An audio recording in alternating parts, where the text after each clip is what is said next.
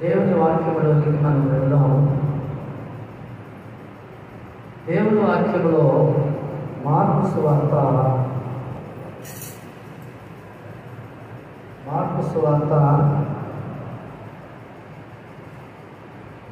4వ అధ్యాయము మొదటి నుండి కొన్ని మాటలు అనగా 9వ వచనం వరకు చదువుకుందాం. సముద్ర తీరమున అలా బోధింపనారంభింపగా బహుజనులు ఆయన యొద్దకు కూడి వచ్చి ఉన్నారన్న ఆయన సముద్రములో ఒక దోణి ఎక్కి కూర్చుండెను. జనులందరూ సముద్ర తీరమున నేల మీద నుండేది. ఆయన ఉపమాన రీతిగా చాలా సంగతులు వారికి బోధించు తన బోధలో వారితో ఇట్లని వినుడి, ఇదిగో విత్తువాడు విత్తుటకు బయలువెళ్ళను. వాడు విత్తుచూ ఉండగా కొన్ని విత్తనములు త్రోవ పక్కన పడెను.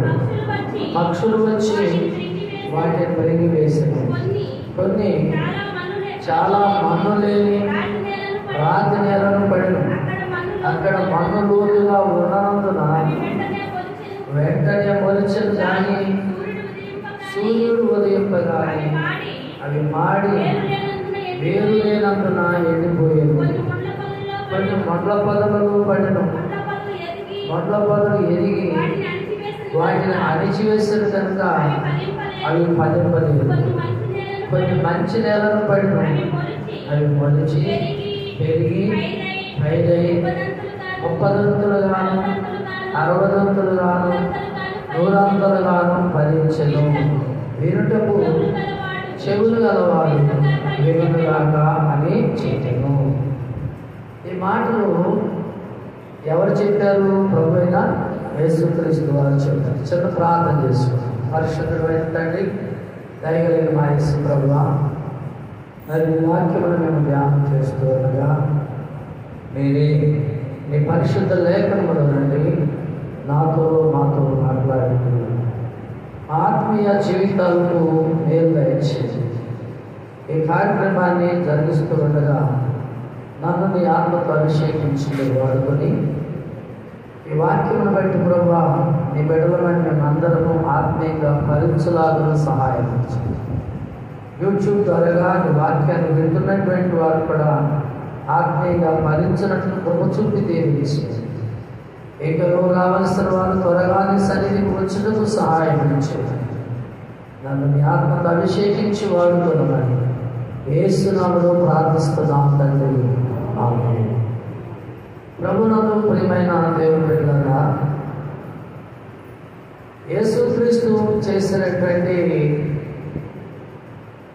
బాధలు, రెండవది యేసుక్రీస్తు ప్రభు వారు చేసినటువంటి స్వస్థత కార్యక్రమాలు, స్వస్థత కార్యాలు నేను మీతో పంచుకోవాలని చెప్పని నేను తలుస్తూ ఉన్నాను.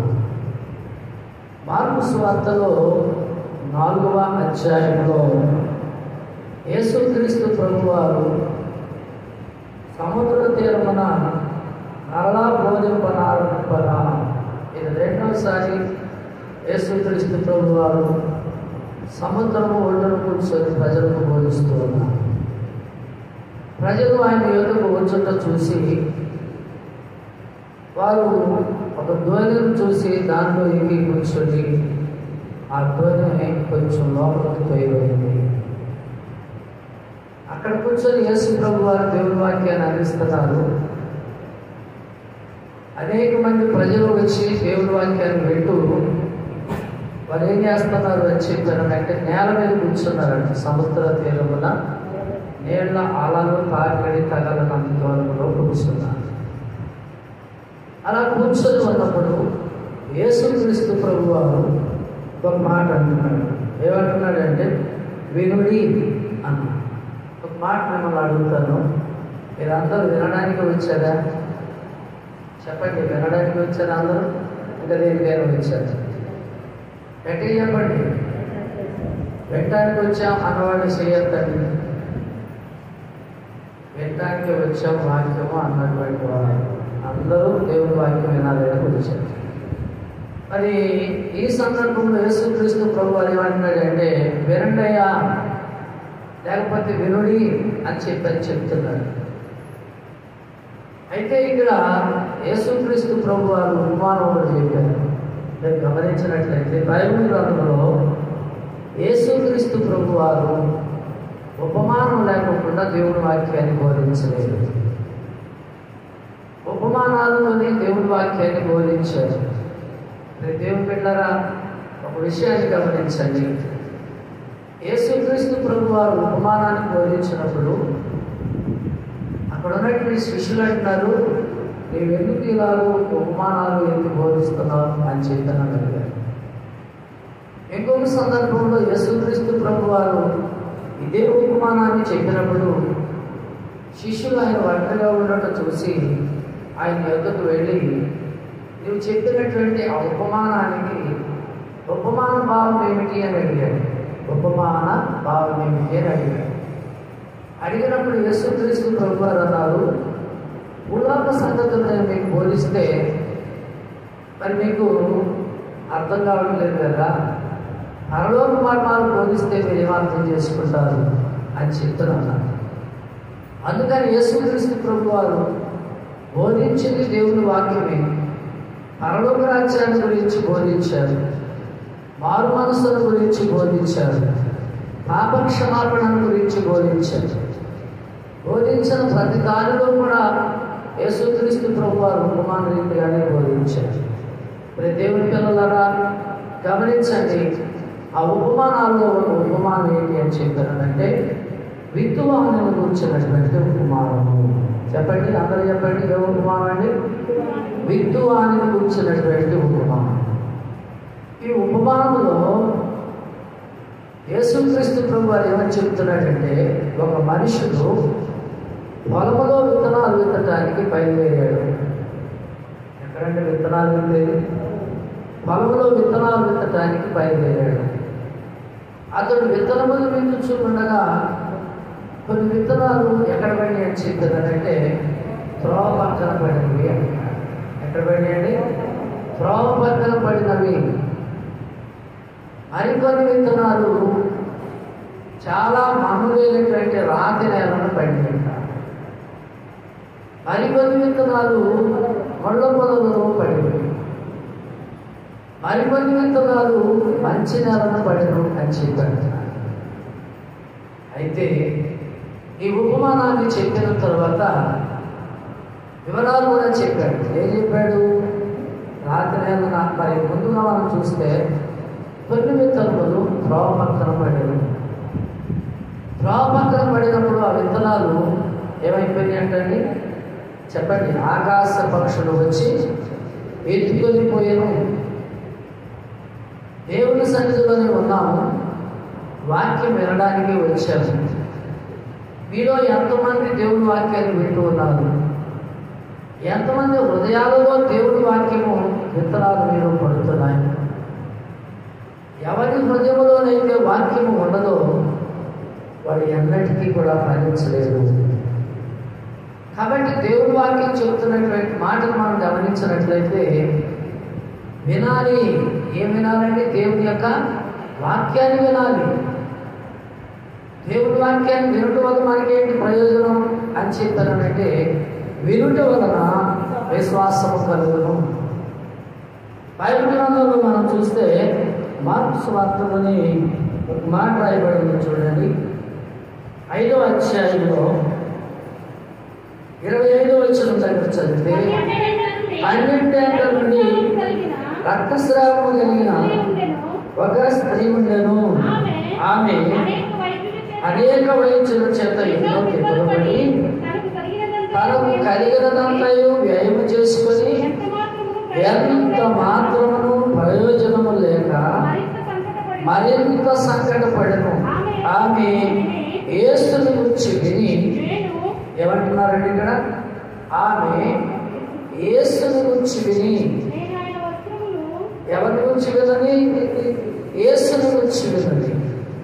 విన్న తర్వాత ఆ మనసులో ఏమని ఆలోచన వస్తుందంటే యేసుని గురించి విని నేను ఆయన వస్త్రమును మాత్రం ముట్టుకొని బాగుపడదనుకొని ఏం చేస్తున్నాను? జనసమూహంలో ఆయన వెనుక వచ్చి ఆయన వస్త్రమును ముట్టాను. దేవుని స్తోత్రం. వెంటనే ఆమె రక్తపు దారం కట్టెను. ఆయన బాధ నివారణ. దేవుని స్తోత్రం. గట్టిగా 2 చేతులు ఉన్నాయండి. ఉంటే చెప్పండి, లేకపోతే ఏం చెప్తారు? ఉంటే మాత్రం తప్పకుండా చెప్పండి. దేవుని స్తోత్రం. హల్లెలూయా, హల్లెలూయా, హల్లెలూయా. దేవుని పిల్లలారా గమనించండి. వినుట వల్ల విశ్వాసం కలుగును. అందుకనే దేవుడి వాక్యాన్ని బోధించేటప్పుడు యేసుక్రీస్తు ప్రభు వారు ఏమని చెప్తున్నాడు అంటే వినండి అంటున్నాడు.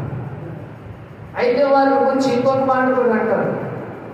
ఏమంటారు అని చెప్పానంటే, వారు నా సన్నిధిలోనికి అయితే వస్తున్నారు, కానీ వచ్చినటువంటి వారు ఏం చేస్తున్నారు అంటే దేవుడి వాక్యాన్ని వినడం లేదంట. ఏం చేయట్లేదండి? వాక్యమును వినడం లేదంట. ఇంకొక మాట అంటాడు, వారు వినుట మట్టుకు వినురు కానీ వారు గ్రహించరు. వారు చూచుట మాత్రం చూతురు కానీ వారు గ్రహించరు. మీరు చూచుతున్నటువంటి కార్యాలను చూడాలని అనేక మంది అనుకున్నారు, కానీ వాళ్ళు చూడబోదు. వారు చూడలేకపోయారు కనుక వారికంటే మీ కన్నులు చూచి ఉన్నారు కాబట్టి మేము ధన్యులు అని చెప్పని కూడా చెబుతాం. దేవుని సన్నిధిలోనికి వచ్చినప్పుడు మన హృదయము దేవుని సన్నిధిలో ఉండాలి. రెండవది, దేవుని సన్నిధిలోనికి వచ్చినప్పుడు వేరే వేరే తలములు మీలోనికి రాకూడదు. యేసుక్రీస్తు ప్రభువారు ఒక చక్కని మాట చెప్పాడు. ఏం చెప్పాడు అని చెప్పారంటే, మీరు దేవుని సన్నిధిలోనికి వెళ్ళి ప్రార్థన చేసేటప్పుడు మీరు గదిలోనికి వెళ్ళి మీరు తలుపు వేసుకొని అంటారు. ఎక్కడికి వెళ్ళాలంటే గదిలోనికి వెళ్ళి. చాలా మందికి ఇళ్లలో టీవీలు పెట్టుకోవటానికి స్థలాలు ఉన్నాయి, ఫ్రిడ్జ్లు పెట్టుకోవటానికి స్థలాలు ఉన్నాయి, ఏమండి ఇనుప బీరువాలు పెట్టుకోవటానికి స్థలాలు ఉన్నాయి. అన్నిటికీ స్థలాలు ఉన్నాయి, కానీ మీ ఇళ్లలో ప్రార్థన చేసుకోవడానికి స్థలాలు ఉన్నాయండి? ఎంతమంది గృహాల్లో స్థలాలు ఉన్నాయండి? దాదాపుగా 10 సంవత్సరాలు నాకు కూడా ప్రార్థన చేసుకోవడానికి స్థలం లేకపోతే దేవుడికి మొరపెట్టాడు, ప్రభువా ఒంటరిగా కూర్చొని నేను ప్రార్థించుకోవడానికి, నేను నీతో సంభాషించడానికి, నీ సన్నిధిలో నేను గడపడానికి నాకు ప్రార్థన గది కావాలి. చివరికి దేవుడు నా ఇంట్లో నాకు ప్రార్థన గది ఇచ్చాడు. ఆ ప్రార్థన గదిలో కూర్చొని నేను ప్రార్థన చేసేవాడిని, చేస్తూ ఉన్నాను కూడా.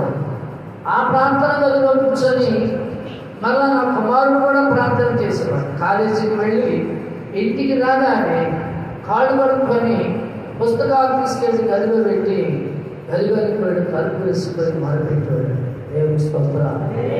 దేవుని పిల్లలారా, అలాగే నా భార్య, అలాగే నా కుమార్తె. ఈనాడు మరి మా మనవడు వాళ్ళ ఇంటి దగ్గర ఉంటాడు, అంటే వాళ్ళ తాతగారి ఇంటి దగ్గర ఉంటాడు, అమ్మవారి గారి ఇంటి దగ్గర. మా ఇంటికి తీసుకొస్తారు ఉదయం 8 గంటలకి. రాగానే ఎక్కడికి వెళ్తాడో తెలుసండి? ఏ గదిలోకి వెళ్ళాడండి? ప్రార్థన గదిలోకి వెళ్ళిపోతాడు.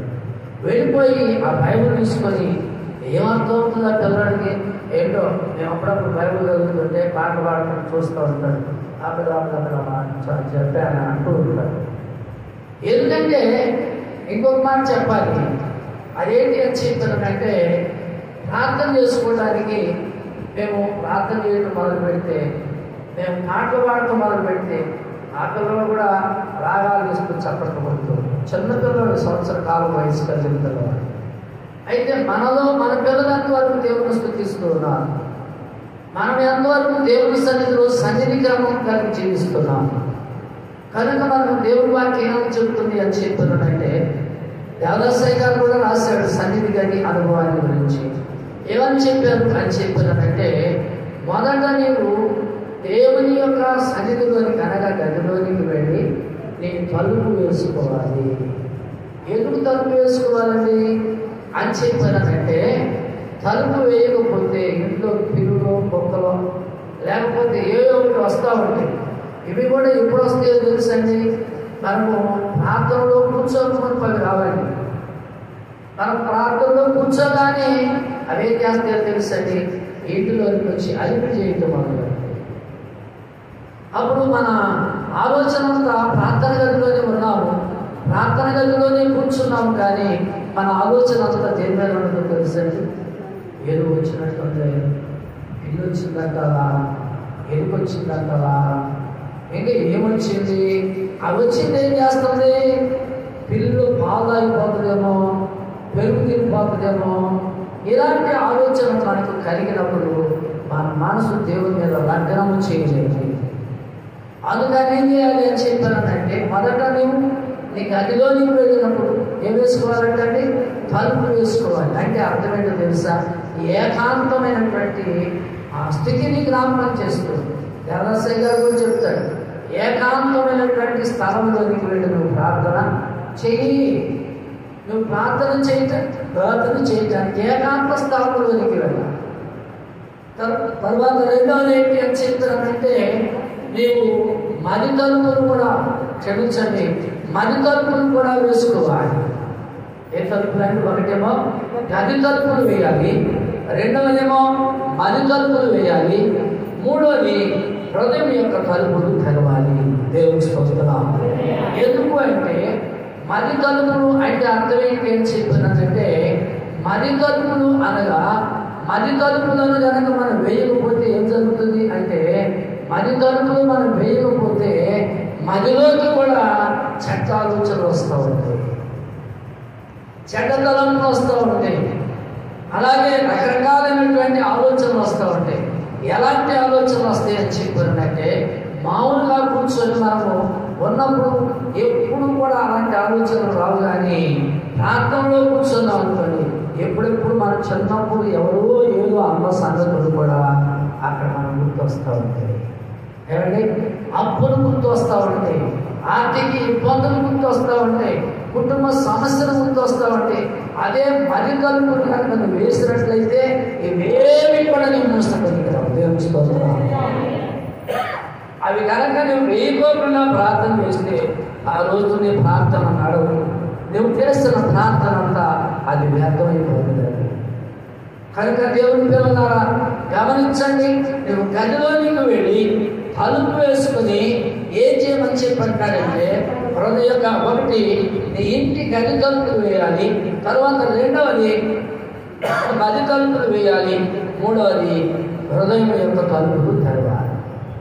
తెరిచి నీ యొక్క ఆత్మనాథుడైనటువంటి, అలాగే ప్రియుడైనటువంటి, అలాగే వరుడైనటువంటి ప్రభువైనటువంటి యేసుక్రీస్తు వారిని నీకు నీ హృదయంలోనికి ఆహ్వానించుకున్నాను. దేవుని స్తోత్రం.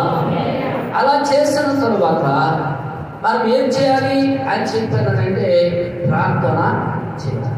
దేవుని పిల్లలారా, అలాగే బైబిల్ గ్రంథంలో ఇస్సాకు కుమారుడైనటువంటి యాకోబు కూడా తన యొక్క భార్యలను, పిల్లలను, గొర్రె మేకల మందలను, దాసదాసి జనాంగానంతటినీ కూడా యబ్బోకు రేవు దాటించి అవతల పంపించి వేశాడు. అవతలకు పంపించిన తర్వాత అతను ఏం చేశాడంటే, మరలా తిరిగి యువతల పక్కకు వచ్చి అక్కడ ఏకాంతముగా ఉండి రాత్రంతా కూడా ఏం చేస్తున్నాడంటే ప్రార్థన చేస్తున్నాడు. దేవుని స్తోత్రం. ఏ వారందరూ ఉంటే నీకు డిస్టర్బెన్సా? పైగా రాత్రి సమయం కదా, వారందరూ నీతో కూడా ఉంటే నీకు ఏమైనా ప్రార్థనకి ఇబ్బంది అవుతుందా అని చెప్పానంటే, నేను నా ప్రభువు కలుసుకుంటే ఏ జరుగుతుందో తెలుసండి, నేను నా ప్రభువు కలిసి మాట్లాడుకుంటాను. నా ప్రియుడైనటువంటి యేసుక్రీస్తు వారు నేను కలిసి మాట్లాడుకుంటాను. దేవుని పిల్లలారా, అప్పుడు ఒక విషయాన్ని చెప్తాను నేను, అదేంటి అని చెప్పానంటే, ఆ రాత్రి అతడు ఆ యబ్బోకు రేవు అవతల ఒంటరిగా ఉండకపోకుండా ఈ మందితో కలిసి కనుక పడుకున్నట్టయితే ఇలాంటి చక్కని దర్శనాన్ని చూసేవాడు కాదు. దేవుని స్తోత్రం. గట్టిగా చెప్పండి. ఏమన్నాడు? ఇలాంటి చక్కని దర్శనాన్ని చూసేవాడు కాదు. ఈ చక్కని దర్శనాన్ని చూడటానికి యాకోబు ఏం చేశాడు అని చెప్పానంటే, ఈ రోజు రాత్రి నేను ఒంటరిగా దేవునితో గడపాలి అని తీర్మానించుకొని ఏం చేస్తున్నాడు అని చెప్పారంటే, దేవుని సన్నిధిలో ప్రార్థన చేయటం మొదలుపెట్టాడు. ఎప్పుడైతే ప్రార్థన చేయటం మొదలుపెట్టాడో అక్కడికి ఒక మనుషుడు వచ్చాడు. ఆ వచ్చినటువంటి మనుషుడు ఏం చేస్తున్నాడు తెలుసండి? యాకోబుతో పెరుగులు ఆడుతున్నాడు. ఏం చేస్తున్నాడు చెప్పండి? ఒక మాట మీరు గమనించినట్లయితే పత్రిక పాఠాల్లో కూడా ఒక వ్యక్తి గురించి రాస్తారు. ఆ వ్యక్తి ఎవరు అని చెప్పారంటే ఎపిఫ్రోదితు అనేటటువంటి ఒక మంచి భక్తి కలిగినటువంటి వ్యక్తి. ఎపిఫ్రోదితు అనేటటువంటి వ్యక్తి అతను ఏం చేస్తున్నాడో తెలుసండి? అతడు ప్రార్థన యందు దేవునితో పోరాడుతూ ఉన్నాడు. దేవుని స్తోత్రం. గట్టిగా హల్లెలూయా, హల్లెలూయా. రోమీలకు రాసిన పత్రికలో మన 12వ అధ్యాయంలో 11వ వచనంలో మనం చదవండి మనం ఒకసారి. అమ్మా, ఆసక్తి విషయంలో మీరు మాంద్యులు కాక ఆత్మయందు మీరు తీవ్రత గలవారై అమ్మ ప్రభువుని సేవించు. అలా జరుగుతుంది. ఆసక్తి విషయంలో ఈ కరోనా వచ్చి మనుషులను ఆసక్తిని అంతటిని కూడా ఏం చేసి హరించి వేస్తుంది. సంఘం విస్తరించి ఉన్నారు. ఎవరు సన్నిధికి వస్తున్నారు, ఎవరు సన్నిధికి రావడం కూడా అర్థం కాదు. మరి ఇంకో విషయం ఏంటంటే రెండు ఆరాధనలు పెట్టడం చేత మరి ఎవరు వస్తున్నారు, ఎవరు రావడం కూడా అర్థం కాదు. కారణం ఏంటంటే జనులు విస్తరించి ఉన్నారు కాబట్టి ఎవరు వస్తున్నారు, ఎవరు రావడం. కొంతమందిని చూసి వీళ్ళు కనపడినప్పుడు అమ్మ నువ్వు రాత్రికి వస్తున్నావా? ఎక్కడ వస్తున్నామయ్యా? కరోనా అని చెప్పారు, రావట్లేదుగా అని చెప్పి. అయ్యో కరోనా వెళ్ళిపోయి అన్నాడు ఏంటమ్మా, ఇంకా దేవుని సన్నిధికి రావట్లేదేంటి, ఇలా ఎందుకున్నావని చెప్పానండి. అయ్యా వచ్చి వారి నుంచి వస్తారు. ఏమండి, కరోనా అంటే భయం ఉన్నది కానీ దేవుడు అంటే భయం ఉందండి. కుక్క అంటే భయం ఉన్నది కానీ చెప్పండి, దేవుడు అంటే భయం ఉందండి. మనిషి అంటే భయం ఉన్నది కానీ దేవుడు అంటే భయం ఉన్నదండి. దయ్యం అంటే భయం ఉన్నది కానీ దేవుడు అంటే భయం ఉన్నదా? మనలో చాలా మందికి కాదు, మనలో అందరికీ కూడా దేవుని భయం లేదు. ఏం లేదండి చెప్పండి, దేవుని భయము లేదు. మనం ఏం కలిగి ఉండాలి అని చెప్పానంటే దేవుని భయం కలిగి ఉంటే ఒక్కరికి భయపడాల్సిన పని. ఒక మాట చెప్పదా, దానియేలుని సింహాలతో వేయటానికి ఏం చేశారు తెలుసండి? 7 రోజులు ఆ సింహాలని మేత లేకోకుండా ఎగరించారు. ఎందుకు? దానియేలుని తీసుకెళ్ళి దాంట్లో పడేయగాని వెంటనే 7 సింహాలు కూడా 7 రోజులు వస్తున్నటువంటి సింహాలు కింద పడకముందే దానియేలుని చీల్చివేయాలి అన్న ఉద్దేశంతో వారు ఏం చేస్తారంటే 7 రోజులు ఎండబెట్టారు సింహాలు. అయితే ఇవి కూడా కానుమంట దానియేలు మీదకి వచ్చినాయి కానీ ఆశ్చర్యం ఏంటో తెలుసండి, అక్కడికి రాగానే ఆ సింహాలు కూడా దానియేలును చూడగానే కుక్క పిల్లలాగా పాకుంటూ వెళ్ళి ఆయన వస్త్రాలు కూడా వండి ఉండనట్టుగా ఉంటే ఏదైనా అతన్ని ఆనుకొని అతనికి వెట్టగలిగినట్లుగా ఆ క్రూర మృగాలైనటువంటి సింహాలు అతనికి వెట్టగలిగినట్లుగా అతన్ని ఆనుకొని రాత్రి తెల్లవారులు కూడా దానియేలుకి వెట్టగలిగేస్తుంది అంటండి. దేవుని స్తోత్రం. గట్టిగా చెప్పండి హల్లెలూయా. దేవుని బిడ్డలారా, దానియేలుకు వెంట కలిగించాడు. సింహాలని మూసిన దేవుడు రోడ్డు వెంట నువ్వు పరిశుద్ధ గ్రంథాన్ని తీసుకొని వస్తున్నప్పుడు ఆ వీధిలో కలిసే కుక్క ఉంటే ఆ కుక్క వంటను బైబిల్ తీసుకొని వస్తున్నప్పుడు ఆ కుక్క నోటిని మూసేసి నీ మీదకి రాకుండా చేయలేదండి. చేస్తాడా? చేయలేదు. సింహాలను వాళ్ళను మూసిన దేవుడు కుక్క నోటిని మూయలేడా? ఏమండి, తర్వాత ఇంకోటి నీ దేవుని సన్నిధికి పరిశుద్ధ గ్రంథం తీసుకొని వస్తుంది. నీ శత్రువును దూషించి ఇదిగో ఈమె పరిశుద్ధురాలా లేకపోతే ఇతను పరిశుద్ధుడా, ఇతని భక్తి మాకు తెలుసు, ఇతని బతుకు మాకు తెలుసు అని చెప్పానని అంటూ ఉంటే ఆ మాటలన్నీ వినపడుతున్నప్పుడు ఏం చేయాలి తెలుసండి? దావీదు వలె ప్రార్థన చేయాలి. మూర్ఖుల నోరు మూయట దేవుని చిత్తమై ఉన్నది. దేవుని స్తోత్రం. హల్లెలూయా. దేవుని పిల్లలారా, అలాంటి శక్తి కలిగిన దేవుడు ఒకవేళ దయ్యాలు అని అనుకోండి, దయ్యానికి భయపడాల్సిన పని మనం చెప్పండి. మనలో ఎవరున్నారు చెప్పండి? ఎవరున్నారు? యేసుక్రీస్తు ప్రభువారు. యేసుక్రీస్తు ప్రభువారు మనలో ఉన్నప్పుడు దయ్యాలు మాత్రం మనం ఏమి చేయగలుగుతాయి.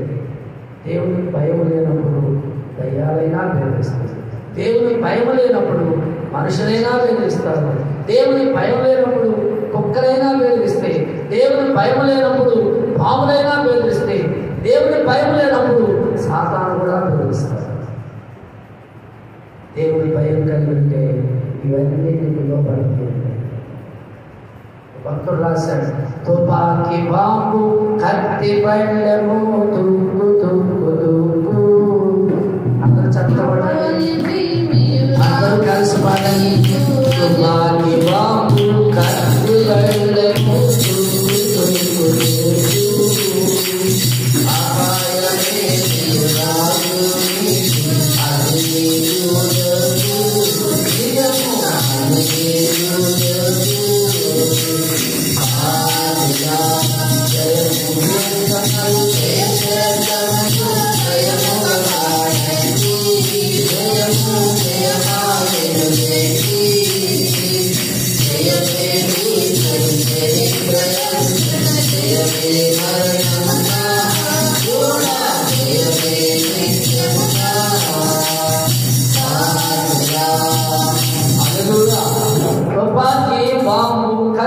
బయలము తుక్కు తుక్కైపోతే అపాయమేమి రాదు నీకు, అది నీకు.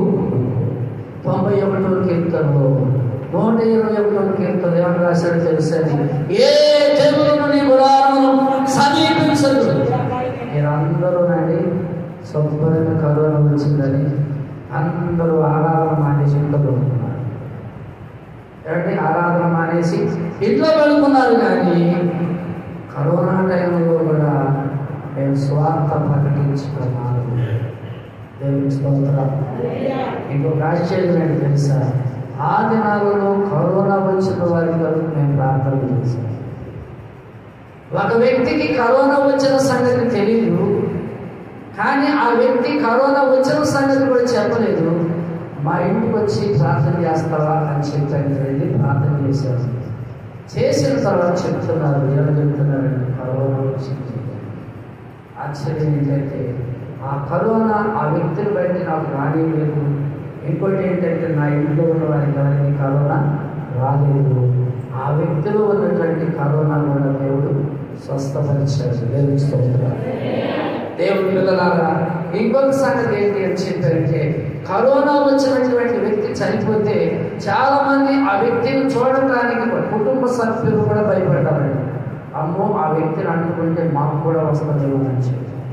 కానీ అలాంటి వ్యక్తుల దగ్గరకు కూడా వెళ్ళి కరోనా టైంలో కరోనా వచ్చినటువంటి వ్యక్తులను కూడా సమాధి కార్యక్రమాలు చేసి వచ్చారు. దేవుని పిల్లలారా, గమనించండి దేవుని వాక్యాన్ని. దేవుడు సర్వశక్తి కలిగినటువంటి దేవుడు. అయితే పాస్టర్లు ఎందుకు చచ్చిపోయారండి కరోనా వచ్చి? అయితే విశ్వాసులు ఎందుకు చచ్చిపోయారండి కరోనా వచ్చి? మంచి మంచి భక్తులు చనిపోయారా అంటే నేనంటాను, భక్తులు చనిపోయింది కరోనా అని మీరు అనుకుంటున్నారు. కానీ భక్తులైనటువంటి వారి గురించి దేవుని వాక్యం ఏం చెప్తుందంటే, భక్తులు కీడు చూడకుండా నీతిమంతులు కొనుక్కోబడుతున్నారు. ఏం చూడకుండా చెప్పండి, ఏం చూడకుండా లోకంలో అక్రమం విస్తరించాలి అని చెప్పారంటే దేవుని స్వార్థం ప్రకటించువారు లేకుండా పోవాలి. గర్తించి దేవుని వాక్యం చెప్ప దుష్టత్వాన్ని అడ్డగించేవారు లేకుండా పోవాలి. కనుకనే కీడు చూడకుండా భక్తులైనటువంటి వారు కొలిపబడుతున్నారు. కొంతమంది భక్తులైనటువంటి వారు అనేక రీతుల్లో వృద్ధాప్యంలోకి వచ్చి శరీర అనారోగ్యాలు వచ్చి, లేకపోతే యాక్సిడెంట్లు అయి, లేకపోతే ఇంకొక కారణం చేత అనేక రీతుల్లో వాళ్ళు చనిపోతున్నారు. అప్పుడు ఎవరికి ఇలాంటి ఆలోచన రాదు. కరోనా వచ్చి చనిపోతే భక్తులు ఎందుకు చనిపోతున్నారు? దేవుని వాక్యం చెప్తుంది, యెహోవా భక్తుల మరణమైన దృష్టికి, చెప్పండి, యెహోవా భక్తుల మరణమైన దృష్టికి విలువ కలిగింది. గమనించండి, ఆయన పిలుపు వచ్చింది కాబట్టి వాళ్ళు వెళ్ళారు. కానీ కరోనా వచ్చి మాత్రం కాదు. ఈ సంగతి ప్రార్థన చేసుకోవడం మర్చిపోవాలి. ఏమండి, కరోనా వచ్చి చనిపోయారు అని చెప్పి మీరు అంటున్నారు. కానీ కరోనా వచ్చి చనిపోయారు అనే కంటే దేవుని పిలుపు వచ్చింది, వెళ్ళిపోయారు. అంతేనండి. దేవుడు పిలవకుండా కరోనా వచ్చి చచ్చిపోయినటువంటి పాస్టర్ గారు ఎక్కడికి వెళ్తారు? విశ్వాసం ఎక్కడికి వెళ్తారు? మీకు తెలియని విషయం అది ఏంటి అని చెప్పానంటే మంచి భక్తి కలిగినటువంటి విశ్వాసం, దైవజనులైన విశ్వాసులైన చనిపోతే ఎక్కడికి పడతారండి అని చెప్పాడు. దేని చేత చనిపోయినగా ఎక్కడికి వెళ్తారు తెలుసు, ఖచ్చితంగా ఎక్కడికి వెళ్తారండి? దేవుని రాజ్యానికి వెళ్తారు. హల్లెలూయా, హల్లెలూయా. అందుకని అన్నాడు, కరోనా వచ్చి పాస్టర్ గారు చనిపోయారు, ఫలానా వాడి దగ్గరికి వెళ్తే కరోనా వచ్చింది, ఫలానా వ్యక్తి దగ్గరికి వెళ్తే కరోనా వచ్చింది. వాస్తవం కాదు. ఒక విషయం చెప్పనా, ఆ ఇంట్లో ఒకరికి కరోనా వస్తే ఆ ఇంట్లో ఇంకొక 4 వ్యక్తులు ఉంటే ఆ 4 వ్యక్తులకి కరోనా రాలేదేమి? దేవుని బిడ్డలను గమనించండి, అది దేవుని చిత్తము, దేవుని చిత్తం. కనుక మనము దేవుని విషయంలో సందేహపడాల్సిన పని లేదు. రెండోది ఏంటి అని చెప్పినట్టే, మనము భక్తులైనటువంటి వారు కొనిపోబడుతున్నప్పుడు, దేవుని ఇష్టమైనటువంటి వారిని ఆయన తీసుకుని వెళుతున్నప్పుడు మనం వారి గురించి అన్యులు మాట్లాడినట్లుగా మనం కూడా మాట్లాడకూడదు. అన్యులు మాట్లాడినట్లుగా మనం మాట్లాడకూడదు. ఎందుకంటే వారికి వాక్యం తెలియదు, వారికి దేవుని కార్యాలు తెలియవు, దేవుని మర్మాలు వారికి తెలియదు. కానీ నీకు దేవుని వాక్యం తెలుసు, దేవుని మర్మాలు తెలుసు. ఇన్ని తెలిసి ఏం చేశారని చెప్పండి, ఇందులోనే ఏమీ తెలియని వాడంట ఏకాదశి రోజులు చనిపోయాడంట. అన్ని తెలిసిన వాడంట ఎప్పుడు చచ్చిపోయాడంట. రెండవది, ఆయన మన కొరకు చేస్తున్న త్యాగాన్ని, సిలువను జ్ఞాపకం చేసుకుంటే మనకు కన్నీరు వస్తుంది. కన్నీరు రావాలి అని చెప్పారంటే ఊరికే రమ్మని చెప్పారంటే రావాలి. కొంతమంది ఊరికినే వస్తాయి, అది వ్యర్థమైన కన్నీరే. ఆ కన్నీటి వల్ల నీకు ఎలాంటి ఉపయోగము? దేవుడిని ప్రార్థించేటప్పుడు త్రికరణ స్తుతితో, ఆత్మశుద్ధితో, విరిగినటువంటి హృదయంతో దేవుని సన్నిధిలో నువ్వు ప్రార్థించాలి. నిజముగా కన్నీరు కాచి ప్రార్థన చేసేటటువంటి వారిని ఏమంటారు తెలుసా? ప్రార్థనా పరులు, భక్తి కలిగినటువంటి వారు. ఊరికంత వంగగానే జల జల జల జల రాలిపోతే తెలుసా వాళ్ళు ఏమంటారని చెప్పారంటే అది వారి స్వభావం. ఏమండి, అది వారి స్వభావం. సినిమా యాక్టర్లు ఇద్దరు ఉన్నారండి, వాళ్ళంట ఒక సీన్ చేయాల్సి వస్తే వాళ్ళంట పలానా సీన్ చేయాలన్నా దాంట్లో కన్నీళ్ళు రావాలి అని చెప్తారని గ్లిజరిన్ రాయకపోతే ఏముంటుంది, వస్తే అంటే ఏమండి ఆ సీన్ చేసేటప్పుడు తప్పనిసరిగా వాళ్ళకి కళ్ళకి నీళ్ళు వచ్చేది. మేడం ఎలా వచ్చేది కళ్ళకి నీళ్ళు అని చెప్తానంటే ఆ సన్నివేశంలో మనం జీవిస్తే, నటిస్తే జీవిస్తే కళ్ళకి నీళ్ళు ఆటోమేటిక్గా వస్తుంది. దేవుని పిల్లరా, నటుల వల్లే నటించక ఎలా ఉండాలో తెలుసండి, హృదయపూర్వకముగా దేవుని సన్నిధిలో నువ్వు ప్రార్థన చేస్తే నీ కంటి నుండి వచ్చిన ప్రతి కన్నీటి బట్టు ఎక్కడ ఉంటుందో తెలుసండి, దేవుని యొక్క గుడ్డులోని కన్నీరు దాచబడి ఉంటుంది. నువ్వు చేసిన ప్రార్థన దేవుడు తన పుస్తకంలో రాస్తాడు. కాబట్టి నువ్వు ఎలాంటి ప్రార్థన చేస్తున్నావు, ఎలాంటి కన్నీరు కాలుస్తున్నావు, నీ హృదయం ద్రవిస్తూ ఉన్నదా? ఇంకొక మాట చెప్తున్నాను, కొంతమంది కన్నీరు కాచి ప్రార్థన చేస్తారు కానీ వారి నోటి మాటలు కలుపుతారు. ఏమండి, వారు మాటలు ఎదటి వారిని నొప్పిస్తూ ఉంటారు, వెటకాలంతో కూడినటువంటి మాటలు మాట్లాడుతూ ఉంటారు. దేవుడు విన్నారా, అలాంటి మాటలను మారుకోమని చెప్పారు దేవుడు వారికి సాధిస్తారు. ప్రార్థన చేస్తున్నావు మంచిదే, కన్నీరు కాలుస్తున్నావు మంచిదే, కానీ నువ్వు మాట్లాడే మాటలు మృదుత్వం ఉండాలి. మృదుత్వము అని చెప్పానంటే అది ఎదటి వానికి ఆ మాటలు ఎలా ఉండాలంటే మధురంగా ఉండాలి. నీతివంతుని యొక్క నోటి మాటలు జీవపు మూటలు అని చెప్పారు. ఏమండి, దేవుని యందు భయభక్తులు కలిగి దయ కలిగి జీవించేటటువంటి వారి నోట నుండి తేనె వంటి మాటలు వస్తాయి. అంటే తేనె వంటి మాటలు అంటే తేనె ఎంత మధురంగా ఉంటుందో అంత మధురంగా ఉంటుంది. మొన్న ఒక యవనస్తుడికి జాబ్ వచ్చిందంట.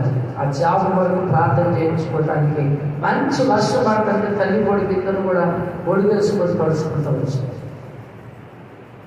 వాళ్ళు చెప్తున్నారు, అన్నయ్య నీ మాటలు చాలా బాగుంది. ఆ మాటలు నా మాటలు కాదండి, ఎవరి మాటలండి అవి? యేసుక్రీస్తు ప్రభు వారి యొక్క మాటలు. ఈ మాటలు ఎందుకో మమ్మల్ని ఆకర్షించారు. మేము హైందవులమే కానీ దేవుని సన్నిధికి ఎప్పుడు రానివారమే కానీ నా కుమారుడికి ఇంటి దగ్గర కూర్చొని మరి పాస పట్టేసుకొని లేకపోతే మోకాళ్ళ మీద కూర్చున్నట్లు మీరు కూర్చున్నట్లుగా కూర్చొని దేవుడు నాకు కావలసిన అవసరాన్ని వచ్చి రాని మాటలతో దేవుడికి చెప్పుకుంటున్నాను. దేవుడు నా కన్నీటిని చూశాడు, నా హృదయాన్ని ఆయన చూశాడు. ఈరోజు నా బాధను నివారించడానికి నా కుమారుడికి ఒక మంచి జాబ్ని దేవుడు ఇచ్చాడు. దేవుడి స్తోత్రం. దేవుడు బిడ్డలారా గమనించండి, దేవుడి వాక్యంలో మనం చూస్తే ఏం కనపడుతుందని చెప్పారంటే వినండి అంటారని చెప్పండి. వినండి. వినడం వల్ల ఏం కలుగుతుంది? విశ్వాసం కలుగుతుంది. అది మనం మార్పు సువార్త 5వ అధ్యాయంలో చదివాం చూసారా? ఏం చదివామని అని చెప్పారంటే 12 సంవత్సరాల నుంచి రక్తస్రావ రోగం కలిగిస్తుంది. ఏ రోగం అండి? రక్తస్రావ రోగం కలిగిస్తుంది. ఆమె ఏం చేసిందంటే ఆమె అనేకమైనటువంటి వైద్యులు చేయాలి. ఏమండి? ఎంతో మంది వైద్యులు వెళ్ళి తిరిగి చివరికి ఒంట్లో ఉన్న ఓపిక అయిపోయింది. ఇంట్లో ఉన్న డబ్బు కూడా అయిపోతే ఒంట్లో ఉన్న ఓపిక అంతా అయిపోతే ఇంట్లో వాళ్ళు ఏమంటారో చెప్పండి. ఏమండి? ఎక్కడే కూర్చుండేవాడు ఎవరు తెలుసండి? లేదు అయిపోతుంది ఆయన కంచర్లా కొనేవాళ్ళ మన పాత మందిలో ఇక్కడే కూర్చున్నాడు.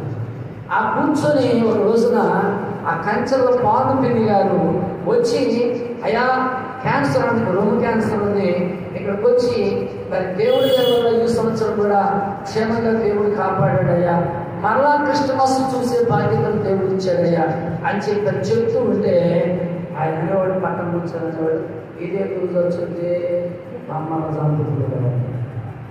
ఎందుకంటే పరిస్థితులు అలా అయిపోయినాయి. సంపాదించిన సంపాదన ఏమైపోతుంది? హాస్పిటల్ పాలైపోతుంది. రేత్రి పగలు నిద్ర లేక ఏడుస్తూ బాధపడుతుంటే వీరికి నిద్ర లేక వీళ్ళు కూడా ఏడుస్తూ ఉన్నారు. బహుశా అనుకున్నాడేమో ఆయన ఎవరి కాలంలో ఉండగానే పిల్లల వివాహాలు అయిపోయిన తర్వాత ప్రభుత్వం తీసుకున్నారు, వెళ్ళిపోయాడు. అప్పటి నుంచి ఆయనకి ఏమర్థమైంది తెలుసా? యక్షోపించే పెళ్ళాలని బతిపెట్టడం ఆయనకి అర్థమైంది. 1 సంవత్సరం కాదు, 2 సంవత్సరాలు కాదు, 30 సంవత్సరాలు ఏం చేశాడు తెలుసండి? భార్య లేకోకుండా చేతులు కాల్చుకున్నాడు. దానికి అర్థం తెలుసండి? ఆమె చేతులతో వంట చేసుకొని తిరిగి. అంతే కదండి. ప్రతి వారు ఏమనుకుంటారు? కష్టపడి సంపాదించిన రూపాయి మన ఇంట్లో నిలబడాలి, ఇంట్లో ఎవరికి అనారోగ్యాలు రాకూడదు, అందరూ క్షేమంగా ఉంటారు. చిన్న నామం చెప్తాను, జాగ్రత్తగా వినండి. ఇల్లు పైకి రాలేదు అని చెప్పానంటే 2 వ్యక్తులు ఉంటే నాకు ఇల్లు పైకి రాదు. వాళ్ళలో ఒకళ్ళెవరు అని చెప్పారంటే రోగిష్టి మనిషి. రెండో వాళ్ళు ఎవరు అని చెప్పారంటే త్రాగుబోతు, పేకాట ఆడేవాడు, ఏమండి తిరుగుబోతుడు. వీళ్ళు కనుక ఇంట్లో ఉంటే 5 ఉంటాయి. ఎందుకంటే సంపాదించిందంతా సారా కొడుకుకి, సంపాదించిందంతా వేశ్యాగ్రహాలకి, సంపాదించిందంతా పేకాటకి వెళ్ళిపోతుంటే ఇక ఆ కుటుంబం పైకి ఏమొస్తుందండి? వాళ్ళని మానేర్చోడమనండి. ఇంట్లో ఎక్కడ చూసినా డబ్బులే ఉంటాయండి. వీళ్ళకు దేవుని స్తోత్రం. అయితే వారు ఏం చేయాలి తెలిసిన? ప్రార్థన చేయాలి. వారి మార్పు వరకు మనం ప్రార్థన చేయాలి. అనేక వైద్యుల చేత తిప్పలు పడి తమకు కలిగినదంతయు ఏమో చేసుకుని ఎంత మాత్రమును ప్రయోజనము లేక మరింత సంకటపడి, అంటే దిగులు ఎక్కువైపోయేప్పటికి ఏం చేస్తుందో తెలుసండి? ఆ దిగులు పడిపోయి ఏం చేస్తుందని చెప్పారంటే నా పని అయిపోయింది, ఇక నేను బ్రతకను, నెలల మనిషిని రోజు మనిషిని అనుకుంటూ ఉన్నప్పుడు ఏమంటే కాలు చీకటిలో కాంతి కిరణాలాగా ఆమెకి ఏమబడుతుంది తెలుసండి? యేసుని గురించి వినగలరు. హల్లెలూయా. ఎవరి గురించి విన్నది? యేసుని గురించి విన్నది. విన్న తరువాత ఆమెలో ఒక ఆలోచన వచ్చింది. నేను లేచి ఆయన యొక్కకు వెళ్ళి ఆయన వస్త్రము చెంగు ముట్టుకుంటే నేను ఏం ముట్టుకుంటే చెప్పండి? ఏం ముట్టుకుంటే? ఆయన వస్త్రము చెంగు ముట్టుకుంటే నేను బాగుపడుతానని తన మనసు. కారణం ఏంటో తెలుసా? యేసుని గురించి విన్నది కనుక. ఎవరి గురించి వినండి? నేను చెప్పగలను, సమయం లేదు. కానీ చాలా మంది యేసుని గురించి విని విని విని మారినటువంటి వాడు. దేవుని బిడ్డలారా, అలాగే మనం కూడా వాక్యం ఇంటికి వెళ్ళి ఎలా ఉండాలి అని చెప్పంటే, మనం విన్న వాక్యం ఇతరులకు బోధించాలి. కానీ విని దాన్ని ఒక మనుషులు రుమాలులో చుట్టి భూమిలో పాతి పెట్టానయ్యా అన్నట్లుగా ఉండకూడదు. ఏం తెలిసింది? విన్న వాక్యాన్ని ఇతరులకు బోధించి అదేరియా తెలిసిన వారిని దేవుని సన్నిధికి నడిపించాలి. ప్రార్థన చేయటం మా ప్రేరేపణ కలిగిన వారంటే ప్రార్థన చేయటానికి ఒకటి ఎవరు కావాలి? ఇందాక అందరూ కలిపి బాబా స్తుతించండి అని చెప్పారంటే కొంతమంది నోరు. అదే ఒక 30 సంవత్సరాల క్రితం ప్రార్థన చేయండి అంటే తక్కువ ప్రార్థన ఎత్తేవాడు. ఆ ఎత్తినటువంటి వాడు ఏం చేసేవాడు తెలుసండి? ప్రార్థన చేస్తూ ఉన్నాడు. వాళ్ళ ఉద్దేశం ఏంటంటే, నేను ప్రార్థన చేస్తాను, వాళ్ళు నేను చేస్తూ ఉండగా వాళ్ళు వింటున్నారు కాబట్టి వాళ్ళు ప్రార్థన మానేస్తారు. చూసి చూసి నేనేవాడిని ఏమైనావాడినంటే, ఒకళ్ళ తర్వాత ఒకళ్ళు చేయండి, ముందెత్తుకున్న వాళ్ళు ప్రార్థన చేయండి అని చెప్పానంటే, ముందెత్తిన వాళ్ళు ప్రార్థన చేసేవాళ్ళు, ఆ తర్వాత ఇందాక ప్రార్థన చేసిన వాళ్ళలో ఆ వ్యక్తి ప్రార్థన చేయండి అంటే రెండోసారి ఎత్తిన ప్రార్థన చేసేది, ఆ తర్వాత మూడో ప్రార్థన చేసేది. ఇవాళ ప్రార్థన చేయండి అని చెప్పంటే ఎంత గుంపున్నారు కానీ అలా ఏమన్నా ఒక్కడ నోరు వేసి ప్రార్థన చేస్తారా? ఒక్కడ పాట పాడతారా? ఒక్కడ చప్పట్లు పడతారా? ఏమి రాకపోతే ఏం ప్రయోజనం? దేవుని దగ్గరికి వెళ్ళినప్పుడంట పాట పాడుతున్నా వాళ్ళు ఆ రోజుల్లో వల్లి పద్మమ్మ గారి దినాలలో వాళ్ళకు తెలిసిన భక్తి ఏంటంటే మోటు భక్తి. వాళ్ళకి కన్నీరు కాచి ప్రార్థన చేయడం తప్ప వారికి ఇంకేమీ తెలియదు. వాళ్ళు మోటు భక్తి కలిగి ఉన్నారు. వాళ్ళు ప్రార్థన చేస్తూ ఉన్నప్పుడు దేవుడు ఎన్నో కార్యాలు జరిగించాడు. ఏమండి? ఆ దినాల్లో అన్న ఒక మాట చెప్పాడు. ఆ ప్రార్థనకు వచ్చినటువంటి వాళ్ళు ఏం చెప్పేది తెలుసండి? అమ్మా, దేవుడి దగ్గరికి మీరు వెళ్ళినప్పుడు ఏం తెచ్చావని దేవుడు అడుగుతాడు. ఏం తెచ్చావని చెప్తా? ఒక వాక్యం అన్నా నేర్చుకోవాలమ్మా. అని వచ్చిందండి. అని వచ్చిందా? ఎక్కడుందా? అని రాలేదా? అని చిన్నప్పుడు సెమీ క్రిస్మస్లో ఆ స్టేజ్ మీద నిలబెడితే ఏమని చెప్పింది? ఆ అధ్యాయం ఏంటంటే 10వ గ్రంథంలో ఏమనేదంటే యేసు ఏమనేదంటే యెహోవా కృప మన ఏళ్ళ హెచ్చుగా ఉంది. హెచ్చుగానా చెప్పండి. దానికి మురిసిపోయి మధుబాబు గారు అమ్మాయికి గిఫ్ట్ ఇచ్చాడు, 500 రూపాయలు ఇచ్చాడు. ఏమండి? కారణం దేని వల్ల 500 రూపాయలు ఇచ్చాడు? ఆయన డబ్బులు ఎక్కువయ్యా కానీ రాదండి. ఆ చిన్న వయసులో వచ్చి రాని మాటతో ఆ పిల్లలు చెప్పినటువంటి మాట చెప్పండి. ఆయన కృప అందరూ చెప్పండి. ఆయన కృప ఎట్లే చెప్పండి. నేను మీ అంతమంది తన వదలలేదేమి? రమాపత్రిక 12వ అధ్యాయంలో చదివాను కదేమని?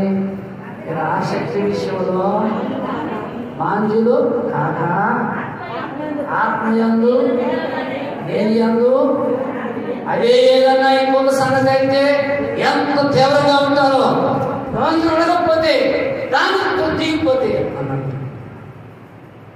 దేవుని సన్నిధిలో ప్రార్థన చేస్తానికి వచ్చేటప్పటికి ఆ పళ్ళు మొగటాలు ఏమవుతుంది,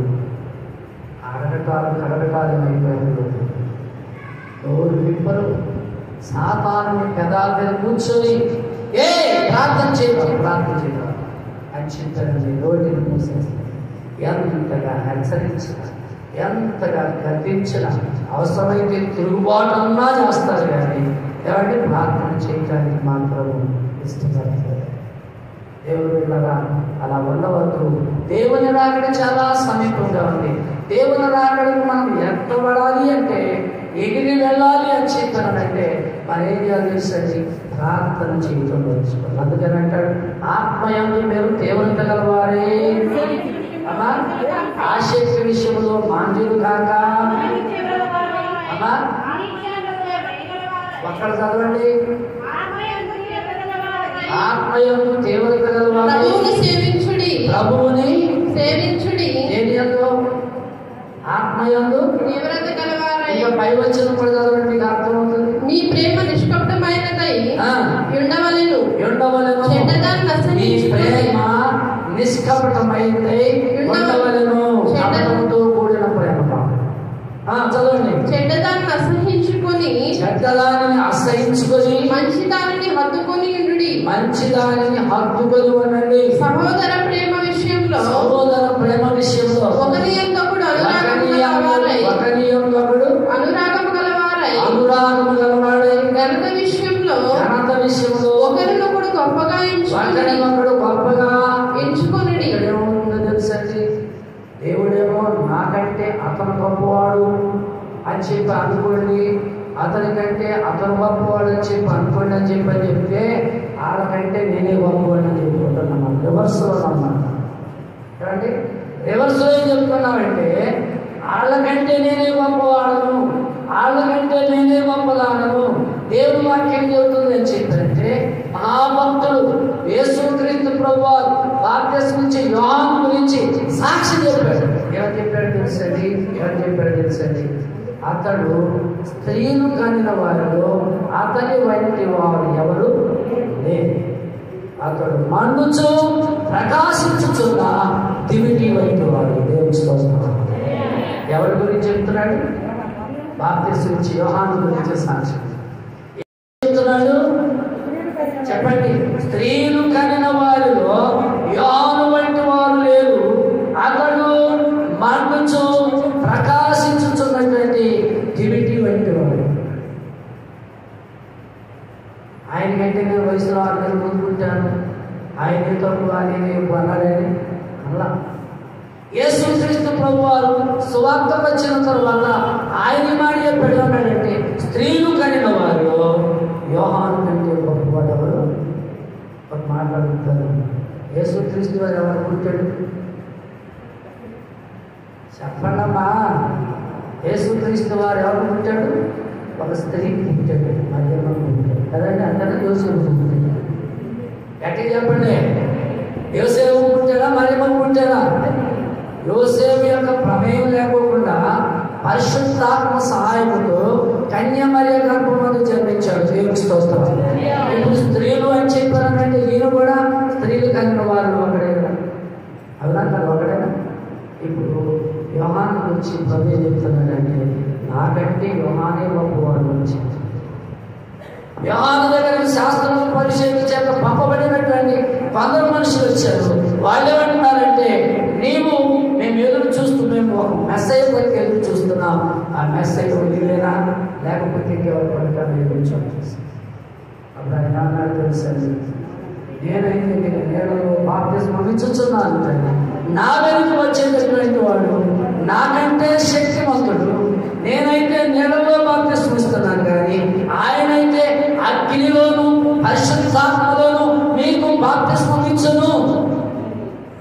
దేవుని స్తోత్రం చెప్పండి. ఏమండి? ఆయన అగ్నిలోను పరిశుద్ధాత్మలోను మీకు బాప్తిస్మం ఇచ్చును. ఆయన హెచ్చవలసి ఉన్నది, నేను తగ్గవలసి ఉన్నది. ఆయన చెప్పులు వారైన విపట్టుకున్న యేసుక్రీస్తు ప్రభువారు లోకరక్షకుడైనది. ఆయన సర్వ సృష్టికి ఆధారభూతుడైనటువంటి యేసుక్రీస్తు ప్రభువారి లోకానికి వచ్చి ఆయన తగ్గించుకుంటే మరి మనం ఏం చేస్తున్నామండి? తగ్గించుకోవడానికి బదులుగా హెచ్చించుకుంటున్నాం. అపవాదిలో ఉన్నది హెచ్చించుకునే స్వభావం, అపవాదిలో ఉన్నది నిన్ను గురించి నువ్వు హెచ్చించుకుంటున్నావు అని చెప్పానంటే నీవు దేవుని సంబంధివి కాదు, కానీ అపవాది సంబంధి అని నీ మాటలను బట్టి అర్థం. నీ మాటలను బట్టి అర్థమవుతుంది నీవు అపవాది సంబంధివి. అపవాది సంబంధి హెచ్చించుకుంటాడు. అపవాదే హెచ్చించుకున్నాడు. అపవాది యేసుక్రీస్తు ప్రభువు, ఆయన కుమారుడైనటువంటి దేవుని కుమారుడు యేసుక్రీస్తు ప్రభువు తను తగ్గించుకున్నాడు. హల్లెలూయా. మనం కూడా ఏం చేయాలి చెప్పండి? తగ్గించుకోవాలి. అందుకని అంటాడు, ఆమె మరింత సంకటపడి ఏం చేస్తుంది తెలుసండి? ఆ యేసుని వచ్చింది. విన్న తర్వాత ఏం చేస్తుందండి? తన మనసులో రూఢీపరుచుకొని ఏమని, నేను వెళ్ళి ఆయన వస్త్రం చెప్పుని ముట్టుకుంటే చాలు నేను బాగుపడతాను అని చెప్పి నమ్ముకుంది. ఏం చేసిందో తెలుసండి?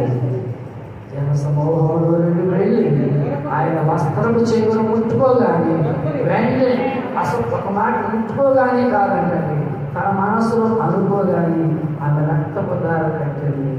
ఆ బాధ నివారణ అయింది. కారణం ఏంటో తెలుసా? వినుట వలన, చెప్పండి, వినుట వలన విశ్వాసము. ఏమంటే వినుట వల్ల విశ్వాసం కలుగుతుంది. దేవుని వాక్యాన్ని వినాలి మనం. లోక సంబంధమైన సంగతులు కాదు, పాప సంబంధమైన సంగతులు కాదు, అపవాది సంబంధమైన సంగతులు కాదు. ఏ సంగతులు అని చెప్పాడు. నేను కూడా రండి, ఊళ్ళో చాలా చోట్ల తిరిగి వస్తూ ఉంటాను, సువార్త ప్రకటించడానికి ఎక్కడికెక్కడ వెళ్తాను.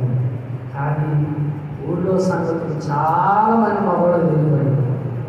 కానీ ఆ ఇంట్లో ఉన్న ప్రతి ఆడ మనిషికి ఊళ్ళో ఏ ప్రకటన జరుగుతుందో తెలుస్తుంది. తెలుసా మీకు ఈ సంగతి? కానీ యేసు సంగతులు తెలుసుకోవడానికి ఇష్టపడ్డారు. ఏ సంగతులండి? యేసుని గురించి తెలుసుకోవడానికి ఇష్టపడ్డారు. యేసుని మాటలు అండి, దేవుడు పెట్టారు. ప్రేమ గల ఈ మాటలు నీ మనసులో దాచుకో. ప్రేమ గల ఈ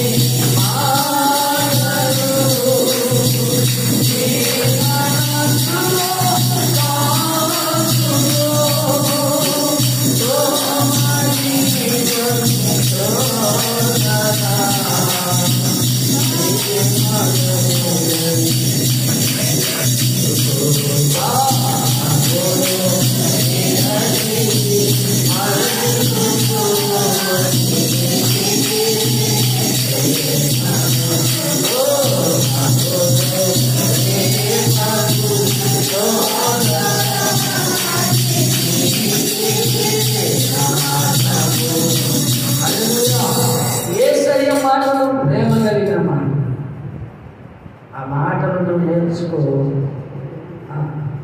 వాటిని నీ మనసులో దాచుకో. అందుకని ప్రభు అన్నాడు, వినండి. ఎందుకు వినాలి? వినుట వల్ల విశ్వాసం కలుగును. యేసుని గురించి వినండి. కనురాలైన మాట, సులోపినేకి వంశస్థురాలైన కనాను స్త్రీ యేసుని గురించి విని వచ్చి ఆయన పాదాలపై పడినాడు. దేవుడు గట్టిగా చెప్పండి, అందరూ చెప్పండి. ఆ ఇంద్రా ఎక్కడ ఉన్నావా? చేతులు రెండు చేతులు కలుపుతారు. హల్లెలూయా, గట్టిగా ఉన్నా. హల్లెలూయా, హల్లెలూయా. ఏం మాట్లాడండి?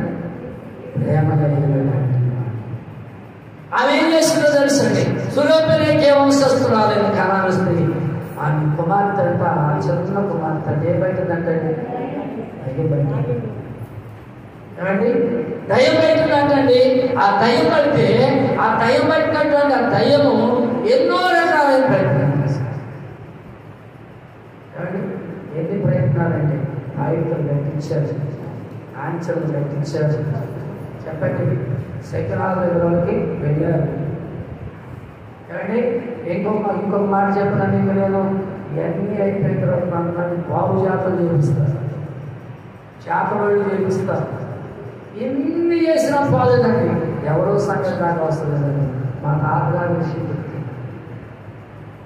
వల్లిపల్లి గారి భర్త గారు దేవుని సన్నిధికి, మా కుటుంబం, మా అమ్మమ్మ గారు వల్లిపల్లి గారు దేవుని సన్నిధికి రావడానికి కారణం ఏంటంటే మా తాతగారికి ఒక దయ్యం ఉంది. ఆ దయ్యం పెట్టినప్పుడు ఎన్నో ప్రాంతాలకు తిరిగారు. కాబట్టి మసీదులకి ముస్లిమ్స్ చచ్చిపోయినటువంటి ముస్లింలకి దర్గాలు కడతారు. కసుమూరు మస్తాన్ స్వామి, గుంటూరు కాకాని బాజీ అని, గుంటూరు మస్తాన్ పతి అని, నాగులు మీరా అని, అంటే ఎన్నో ఇంకో దర్గాల దగ్గరికి తిరిగారు. చివరికి చేతబడులు చేసే వాళ్ళ దగ్గరికి వెళ్ళారు. ప్రకాశం జిల్లా కందుకూరు దగ్గర ఉన్నటువంటి పెనారకట్టు అనేటటువంటి ప్రాంతానికి తీసుకుని వెళ్ళారు. అక్కడ వాళ్ళు అన్నారు, అబ్బాయి ఇతనికి పట్టింది శ్మశాన శక్తి, అది పోవడం అనేది జరగదు, అప్పుడు చనిపోవడమే అని చెప్పానంటే ఏమండి ఆశిస్తున్నారు. మనిషి రోజు రోజుకి వచ్చాడు ఆ స్కెల్టల్ అన్నమాట. అప్పుడు మా చిన్న తాతగారి కుమారుడు మౌలాని అని ఆయన ఇక్కడ తోటలోడు హై స్కూల్లో చదువుకోవడానికి వచ్చాడు. చదువుకోవడానికి వచ్చి అక్కడ చదువుకోవడానికి వెళితే కలవర సుబ్బారావు గారు చెప్పారు, ఒక హెడ్ మాస్టర్ గారు ఉండేవారు. ఆ హెడ్ మాస్టర్ గారు దయ్యాలు వెళ్ళగొట్టేవాడు, బాగు యాత్ర చేసినవాడు, చేతబడి చేసినటువంటి వాడు బాగు చేశారు. నేను ఒక మాట చెప్తున్నాను, చేతబడులు చేత బాధింపబడుతున్న వారికి నేను ప్రార్థన చేశాను. వీళ్ళు ఎంతమంది తెలుసు? దయ్యాలు చేత పీడింపబడుతున్న వారికి వరకు ప్రార్థన చేసి దయ్యాలు వెళ్ళగొట్టాను. వీళ్ళు ఎంతమంది తెలుసు?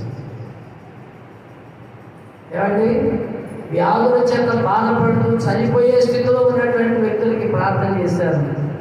దేవుడు సజీవుల జతలో వచ్చి కాపాడాడు. మీకు ఎంతమందికి తెలుసు? ఎంతమందికి తెలుసు మీలో? అది చెప్తున్నాను కదండి. వడపాడిన దానిలో నాంచార్య అని గురమ్మగారి వెంకటేశ్వరరావుల అన్నగారు ఒక ఆవిడ నాంచార్య అన్న బావగారు ఉన్నారు. ఆమె అతని భార్య పేరు కూడా నాంచార్య. ఆమె చచ్చిపోయే పరిస్థితుల్లో ఉంటే ఊరికి వెళ్ళి నేను ప్రార్థన చేసి వచ్చాను.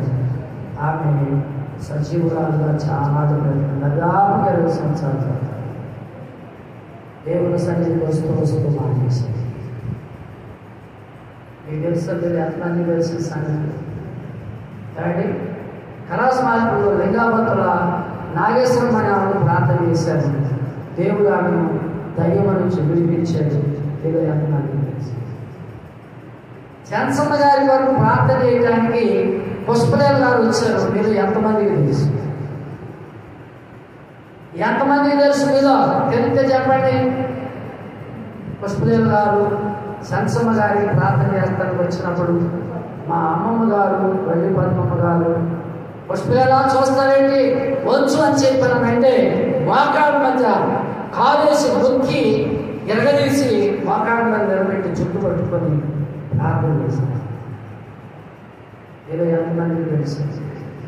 ఎవరికన్నా నేను లేకోకుండా ఉండి మీరు ప్రార్థన చేయమని చెప్పారంటే గబుక్కులు వెళ్ళిపోయి ప్రార్థన చేసేవాళ్ళు ఎంతమంది ఉన్నారు? మీరు చెప్పండి చూస్తారు. ప్రేరేపణ కలిగిన వాడు ప్రార్థన చేయడం అంటే నేను ప్రార్థన చేయలేకపోతున్నాను, ఇంకా దయ్యాలు పెట్టిన వాడు ప్రార్థన చేస్తాను. గొప్ప కోసం చెప్పుకోవట్లా, గర్వంతో చెప్పుకోవట్లా, దేవుడు చేశాడు. ఒక దయ్యం వదిలిపోయింది అని చెప్పంటే దేవుడు చేశాడు. ఒక చేతబడి చేత బాధింపబడుతున్న వ్యక్తి బాగు చేశాడు అని చెప్పి బాగుపడ్డాడు అని చెప్పారంటే అది దేవుడు చేసింది. ప్రభుత్వాలు చేసింది కాదు, లేకపోతే నేను చేసింది కాదు. అదేం మీతో నాకు తెలియదు. కానీ ఎవరన్నా ప్రార్థన చేయించుకోవడానికి వెళితే వాళ్ళ గురించి మీరు ఏం చెప్తున్నా తెలుసా? మీరు చీకటి కనపడి వంటలు చీకటి, ఎందుకు వంటలు చీకటి అని చెప్పానంటే నీ మాటలే చీకటి మాటలు, నీ క్రియలే చీకటి క్రియలు, నీ యొక్క తలంపులే చీకటి క్రియలైనప్పుడు చీకటి కాకపోతే కనపడుతుంది. వెలుగెందుకు కనపడుతుంది? నీకు నీ హృదయాన్ని మార్చుకొని దేవుని వైపు తిరిగితే పరిపూర్ణ విశ్వాసంతో నిరీక్షణతో దేవుని ఆరాధిస్తే అప్పుడు నీ హృదయంలో వెలుగు కనపడు. దేవుడు ఏదన్నా చేయండి. కీడు చీకటి, కీడు చీకటి, కీడు చీకటి. అదే వ్యక్తులు నా దగ్గరికి వస్తే ప్రార్థన చేస్తే వాళ్ళలో నాకు చీకటి కనపడదు. ఏమండి దయ్యం ఉంటే నా అంతటా అదే కింద పడిపోతే ఒప్పుకొని చూపింది. అసలు దెయ్యాలు ఎక్కడ ఇప్పుడు వస్తుంది? మనుషులే దెయ్యాలాగా మారిపోతే ఇంకా దెయ్యాలు ఎక్కడ ఉన్నాయండి అసలు? కొనేమా ఎప్పుడు కనపడినా మీ రోడ్లో ఏంటి కనపడదు? సరే చూడు కనపడుతుంది. 10కి వెళ్ళు, ఈ బజార్లో మీ ఇంటి దగ్గర నుంచి మీ కేవలం సాగు దాకా వెళ్ళు, దెయ్యాలు కనపడుతుంది. దేవుని పిల్లలు గమనించండి, ఇవన్నీ మీరు ఎంతమందికి తెలుసు? ఇంకో విషయం చెప్పిన, యేసుక్రీస్తు ప్రభువారు అద్భుతాలు చేసి పుట్టి వాడితో అలాగే కుష్టి వ్యాధి కలిగిన వాడితో ఏం చెప్పాడంటే, ఈ సంగతి ఎవరికి చెప్పాలి? ఏమండి? కొండ మీద ఉన్న పట్టణము మరుగై ఉండదు. కాబట్టి ప్రతివాడు దీపం వెలిగించి ఎక్కడ పెట్టాలి? దేవస్తంభం మీదనే పెట్టుడు. ఏమండి? ఇంటి వారందరికీ వెలిగించుటకు దేవస్తంభమునే మీదనే పెట్టదు, కానీ దాన్ని కొంచెం కిందైనా మంచం కిందైనా ఎవరు వారు చేసిన కార్యాలు యేసుక్రీస్తు ప్రభువుని బట్టి చేశారు. వారు చేసిన కార్యాలు నేను చేశాను. చెప్పు సన్నంలో ఎక్కడ ఆడలేదు. దేవుడు చేశాడంటే దేవుడే చేశాడంటే అంతేనాకాయ పాపకాయ దేవుడు చేశాడు, మీరు చేశాడు. ఎప్పుడన్నా చెప్పుకోలేదు నేను చేశాను. దేవుడికి తెలియదా? ఏమండి? చెట్టుబాటులు 4 బాక్సులు పెట్టి మోటార్ ఎవరు సెట్ ఉంది. ఆయన రోడ్డు అంటే అంతా అదిగో సెట్ ఉంది అని చెప్పుకుంటారు కదా. ఎవరు చెప్పండి? ఒక వ్యక్తి అంటే బంగారం అమ్ముతున్నాడంట, అమ్మే వ్యక్తి అన్నాడంట నా దగ్గర ఉన్నది విలువైన వస్తువు కాబట్టి అవసరమైన వాడు కావాల్సిన వాడు కొనుక్కుంటాడు, లేదు నీకు కేకేయాలి అనుకుని రోడ్డు అడుగుతున్నాడు. ఊరంతా తిరిగిన ఎవరు అడగలేదంట. ఇప్పుడైతే జ్యోతి షాపుకి వెళ్ళి కొనుక్కొచ్చుకుంటాను, కానీ ఆ రోజుల్లో బంగారం కొనుక్కోవడానికి ఏం చేసేవాడు? రోడ్లో తిరిగి వాడు అంట బంగారం కాబట్టి. అయితే అతను వెళ్తే వాళ్ళ సెంటర్ వెళ్ళేటటువంటి వ్యక్తి వెళ్తున్నాడంట. ఆ వెళ్ళేటటువంటి వ్యక్తి ఏమీ కేకలేకోకుండా వెళ్తున్నాడంట. అతని దగ్గర సాంబ్రాణ పెట్టులు ఉన్నాయి, రకరకాలైనటువంటి సుగంధ పరిమళ ద్రవ్యాలు అతని దగ్గర ఉన్నాయి. అవన్నీ కూడా ఏం చేస్తున్నారు తెలుసండి? వాటిని అన్నిటినీ దాంట్లో బాక్సులో పెట్టుకొని 4 బాక్సులు చిన్న బాక్సులు పెడతారు. అక్కడ నుంచి తీసి ఇంకొక బాక్సులు పెడతాం. ఈ చిన్న యాత్రిని కలిపి ఇంకొక బాక్స్ పెడతాం. ఆ తర్వాత ఇంకొక బాక్స్, తర్వాత మెయిన్ బాక్స్. మీరు ఈ బాక్సుల్లో దాచిపెట్టిన దాంట్లో ఉన్న సువాసన బయటికి వస్తారు. చేసిన భక్తి అడ్వర్టైజ్మెంట్లు చేసుకోకుండా బయటకు వస్తుంది. ఈనాడు పబ్లిసిటీ చేసుకునేవాళ్ళు కనుక గమనించండి. పబ్లిసిటీ భక్తి, కార్పొరేట్ భక్తి వద్దండి. భక్తిగా చేద్దాం. దేవుని ఆత్మతో సత్యము సాధన. ఈ రోజున అంశం ఏంటో తెలుసండి? వినుడి. చెప్పండి, వినండి. వినటం వల్ల ఏం కలుగుతుంది? విశ్వాసం కలుగుతుంది. అలాగే కనాను స్త్రీ విన్నది, వచ్చి యేసు పాదాల మీద నా చిన్న కుమార్తె సావచితమయ్యా, దయచేసి నీవు వచ్చి నా కుమార్తెను బ్రతికించు. తర్వాత రెండవది, 12 సంవత్సరములు రక్తస్రావరాలతో బాధపడుతున్న స్త్రీ అనేక వైద్యుల చేత తిప్పబడి ఒంట్లో ఓపిక అయిపోయింది, ఇంట్లో ద్రవ్యం కూడా అయిపోయింది. ఆ పరిస్థితులు ఎవరి గురించి ఉంది చెప్పండి? యేసుని గురించి వెళ్ళాలి. విని ఏం చేసిందో తెలుసండి? ఆయన దగ్గరికి వెళ్ళి ఆయన వస్త్రం చెంగు కొట్టుకుంటే స్వస్థపడతాను అని చెప్పి అనుకొని వెళ్ళింది. ఆ విశ్వాసమే ఆయన ముట్టుకోకముందే ఆమె రక్తపదార కట్టింది, ఆమె బాధ నివారణ అయింది. అలాంటి పరిస్థితుల్లో ఆమె యేసుకు విశ్వాసం ఇచ్చింది. కాబట్టి ఈ రోజున అంశం ఏంటి అని చెప్పంటే వినటం వల్ల విశ్వాసం. ఆ 9వ వచనములో ఏమన్నా రాశాడు తెలుసండి? వినుటకు, అలా చెప్పండి, వినుటకు చెవులు గలవాడు వినుటకు చెవులు గలవాడు. ఎంతమంది వచ్చారు? ఎంతమంది విన్నారు? విన్నవారు ఫలిస్తారు, వినని వారి అయిపోతారు తెలుసండి. వినని వారు నశించిపోతారు. కనుక గమనించవలసిందిగా మనవి చేస్తున్నాను. నా మాటలు ముగిస్తున్నాను. దేవుడి కొద్ది మాటలు మన ఇంటిలో దీవించున్నాను. మీ అందరికీ వందనాలు. దేవుని స్తోత్రం. ప్రార్థన రిక్వెస్ట్ ఉంటుంది. అదేంటి అని చెప్పానంటే పెద్ద విగ్రహాలలో ఉన్నటువంటి ముల్లర్ గారికి కూడా కాలు తీసేశారు. షుగర్ వలన ఆయన ఆరోగ్యం ప్రార్థించారు. రెండవది ఊకోటి ప్రసాద్ గారి యొక్క కాలు కూడా తీసేశారు. మీరు ఆ యొక్క ఊకోటి ప్రసాద్ గారి కూడా షుగర్ రావాలని ఆయన ఆరోగ్యం కొరకు ప్రార్థన చేయాలని మనం చేస్తూ ఉన్నాను. మరి సంఘంలో కూడా ఇంకో విషయం ఏంటంటే కరోనా కారుణ్యం అనేటటువంటిది రాకూడదు. యూట్యూబ్ ద్వారా కూడా దేవుని వాక్యాన్ని వింటున్నటువంటి వారి వల్ల కరోనా అనేటటువంటి మరలా రాకుండా ఈ వాక్యాన్ని వింటున్నటువంటి వారు అందరూ కూడా ప్రార్థన చేయండి. పట్టుదలతో ప్రార్థన చేయండి. దేవుడు ఆ యొక్క కరోనాని మన దేశం మీదకి రానివ్వకుండా దేవుడు క్షేమంగా కాపాడుతాడు. కాబట్టి గమనించండి, మీరు యూట్యూబ్ ద్వారా దేవుని వాక్యాన్ని వింటున్నటువంటి మీరు ఈ వాక్యాన్ని మరి మీ స్నేహితులకు, బంధువులకు, రక్త సంబంధానికి షేర్ చేయండి. తర్వాత రెండవది, మీరు అక్కడ ఉన్నటువంటి ప్రక్కన ఉన్నటువంటి లైక్ అన్లైక్ అనేటటువంటిది కనపడుతుంది. మీకు వాక్యం నచ్చితే లైక్ చేయండి. మూడవది సబ్స్క్రైబ్ చేయండి. ఇలాగ చేయడం వల్ల ఈ బావుల సందేశం అనేటటువంటి ఛానల్ని మనం ముందుకు తీసుకుని వెళ్ళగలుగుతాం. మనం మందిరంలో ఉన్న వారు మాత్రమే కాకుండా యూట్యూబ్ ద్వారా వాక్యం వింటున్నటువంటి వారు అందరికీ ఈ యూట్యూబ్ ద్వారా దేవుడి వాక్యము ప్రపంచ దేశాలకు వెళ్ళిపోతుంది. మన ఒల్లూరుపాలెం, తోటలోలు, లేకపోతే మన మండలము, మన జిల్లాలో కాదండి, ప్రపంచవ్యాప్తంగా ఈ స్వార్థ వెళ్ళిపోతుంది. అనేక మంది వాక్యాలు విని ఆత్మీయ పొందాలని యూట్యూబ్ ద్వారా చూస్తున్నటువంటి వారు, ఇక్కడ కూర్చోన్న వారు కూడా వాక్యం విని ఆత్మీయ పొందండి. మీ మిత్రులు కూడా వాటిని షేర్ చేయండి. దేవుని ఆశీర్వాదాలు పొందండి. కాంకుడు పాట పాడుకుందాం. సమర్పణ చేయు